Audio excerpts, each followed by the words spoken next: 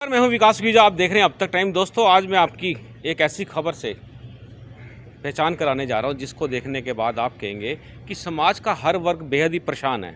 और इस परेशानी के अंदर मैं आपको बता देता हूं, जो परेशान है वो किन्नर वर्ग परेशान है। इलाके को लेकर दो गुटों के अंदर पिछले काफ़ी लंबे समय से विवाद चल रहा है।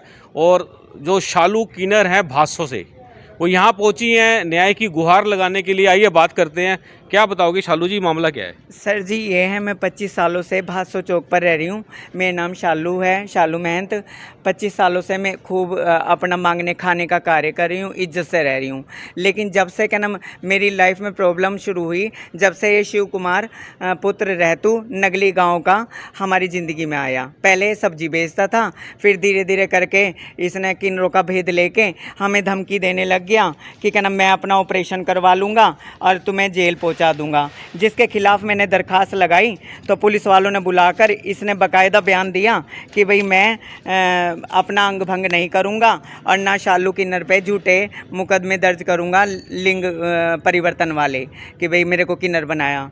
तो उसके बाद हमने कहा चलो भाई मामला ख़त्म हो गया तो कोई बात नहीं जी। उसके बाद इसने क्या काम करना शुरू करा, ये चंडीगढ़ में भी चोरियां मांगते हुए कई बार पकड़ा गया, इसके ऊपर धारा 420C लगी। ये देखो डेरा बसी के अंदर ये इसका FIR की कॉपी और ये अखबार की कटिंग। बनते थे हिजड़े निकले मर्द। इसका मतलब क्या होया, ये जब पुलिस इनको जेल में लेके जा रही थी तो अपना इनकी डॉक्टरियाँ हुई, ये पुरुष पाए गए, पूरी तरह पुरुष पाए गए, अच्छी तरह पूरे मर्द पाए गए। तभी इनको पहचान लिया कि भाई ये सूट तो पहन रखे मगर अंदर पुरुष हैं, तो इनको जेल भेजा गया।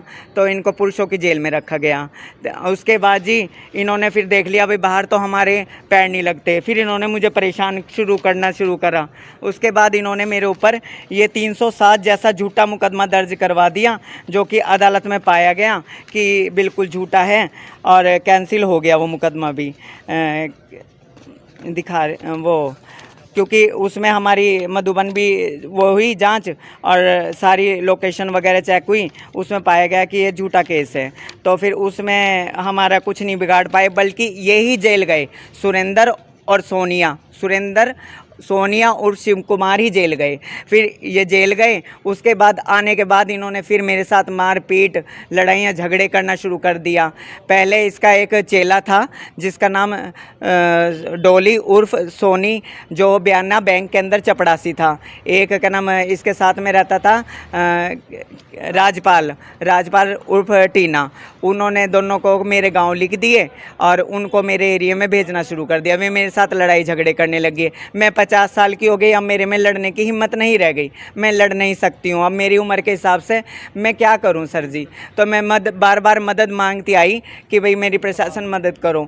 तब मेरी प्रशासन कोई मदद नहीं कर रहा है। वे मेरे ऊपर लगातार हमले कर रहे हैं, झूठे केस बनवा रहे हैं। 307 जैसे मुकदमे झूठे बना दिए उन्होंने। तो आप लोग अभी कुछ दिन पहले इंद्री थाने में भी गए हुए थे, तो वहाँ पर क्या हुआ? पुलिस ने सुनवाई की थी या नहीं की थी? पुलिस वाले कह रहे थे कि आप सही हो, लेकिन ये लोग इतने क्रिमिनल हैं, वहाँ पे जाकर ये नंगे खुले होते हैं, कपड़े उतारते हैं, पुलिस पर गंदे गंदे इल्ज़ाम लगाते हैं। किसी को कहते हैं पुलिस वाले रिश्वत खा रहे हैं, कहीं कहते हैं कि इनके बच्चे मर जाएं, गलत उल्टा सीधा बोलते हैं। तो मजबूर होकर पुलिस वाले इनके कहे में आकर थोड़ा सा मेरे खिलाफ एक्शन ले लेते हैं जी। मतलब दोनों पार्टियों का कितने लोग हैं जो अपना लिंग बदलने के चक्कर में फिर रहे हैं? ये सारे के सारे हैं जी। इन्होंने सारों ने यही काम कर रखा और यही मेरे साथ ये मारपीट करते हैं कि ये इसका गुंडागर्दी से इलाका छीन लें हम। गुंडागर्दी से सारे मेरे पास सबूत हैं। इन्होंने खुद लिख रखा है, हाँ भाई हम अपना अंग भंग नहीं करेंगे और तेरे ऊपर झूठा केस नहीं बनवाएंगे। 307 जैसे मुकदमे मेरे ऊपर इन्होंने झूठे साबित करे और उसमें भी साबित हो गया कि ये झूठे केस है।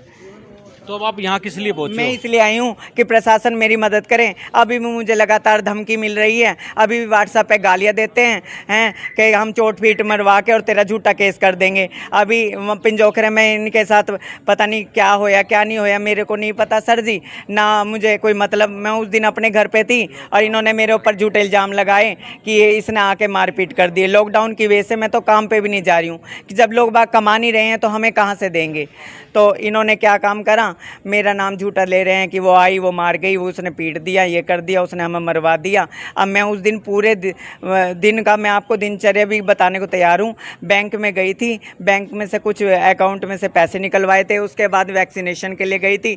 आप जाकर सरकारी हॉस्पिटल बादशाह चौक और वहीं पे बैंक है, उसमें मेरी फुटेज निकलवा सकते हैं। ठीक है शालू जी, आपकी बात बिल्कुल ठीक है। तो अब आपको क्या उम्मीद है, पुलिस से न्याय मिलेगा या नहीं? मैं पुलिस से बस हाथ जोड़ के और सारी मीडिया से रिक्वेस्ट करना चाहती हूँ कि क्या नाम, कोई आवाज़, किसी गरीब की आवाज़ दबने मत दीजिए। आप मीडिया गरीब के लिए भगवान हैं, प्लीज़ हर गरीब की आवाज़ उठाइए। और मैं कोरोना काल में आप सब लोगों के लिए दुआ करूँगी, जो हमारे आप लोग वॉरियर हैं, एक कोरोना वॉरियर हैं, एक योद्धा हैं। प्लीज़ परमात्मा आप लोगों को, आपके बच्चे परिवारों को खुश रखें, लेकिन मेरे जैसी गरीबनी की आप लोग आवाज़ उठाइए।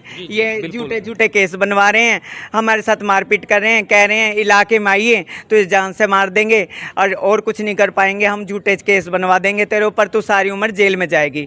उस टाइम रियात खाने में भी झगड़ा हुआ, उस दिन भी इन्होंने कहा कि तू अब देख, अब तुझे तेरे ऊपर ऐसा केस बनवाएंगे, तू सारी उम्र के लिए जेल में जाएगी।